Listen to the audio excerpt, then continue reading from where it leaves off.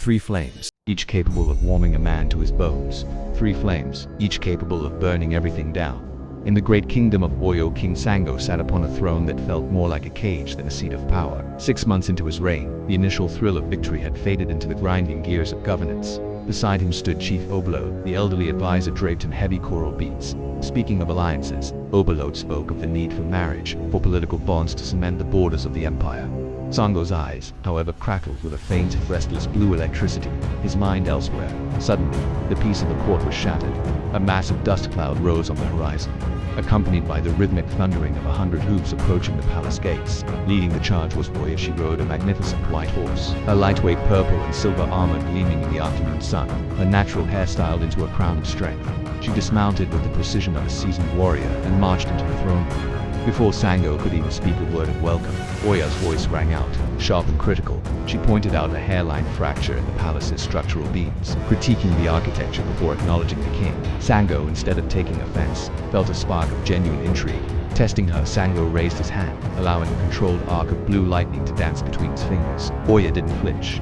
She watched with the curiosity of a scientist, unimpressed by the magic. While Oya brought the storm of war and wisdom, the arrival of the second queen brought the warmth of the earth. Oba was presented to the court by her father, a man clearly overwhelmed by the occasion. In his nervousness, the older man tripped over his own robes. Before the guards could react, Oba caught him, her soft blue wrapper swirling as she steadied her father with patient love. Sango laughed, a sound of pure joy that hadn't been heard in months. Aba's honesty about her father's many rehearsals touched something human in the king, softening his regal mask. But the palace was not yet full. The third queen arrived not with the thunder of hooves or a family procession, but as silently as a rising tide. Osun simply appeared within the court, draped in golden cloth that seemed to glow. Osun spoke of following the river. Sango, suspicious of her ethereal presence, questioned her motives, wondering what price she would demand. Osun offered him no promises of power or loyalty. Instead, she handed him a simple vessel of cool water, claiming she wanted nothing. As Sango drank, the crushing weight of his crown felt momentarily lighter. The palace of Oyo was now home to three distinct forces. In her chambers, Oya could be found sharpening her blades, her mind always calculating the next move to defend the realm. In another wing, Oba worked by the window, her quill moving across parchment as she composed a love poem for the king. Her heart poured into every ink-stained word. And in the quietest corner of the palace, Osan sat by a stone basin, watching the ripples of the water. She read the reflections of things yet to come, her presence a bridge between the physical and the divine. Outside, the sky began to bruise with the coming of a great storm.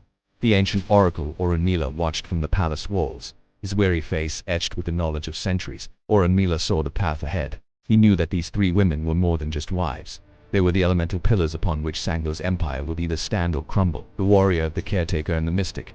Their alliance with Sango had shifted the very nature of his reign from mere survival to something far more complex and dangerous. The king felt the electricity building in his veins, a reflection of the three powerful spirits now entwined with his own. The political games of Overload were now the least of his concerns. Three flames, each capable of warming a man to his bones. Three flames, each capable of burning everything down. The story of Oyo was no longer just about a king, but about the fire that would define its future.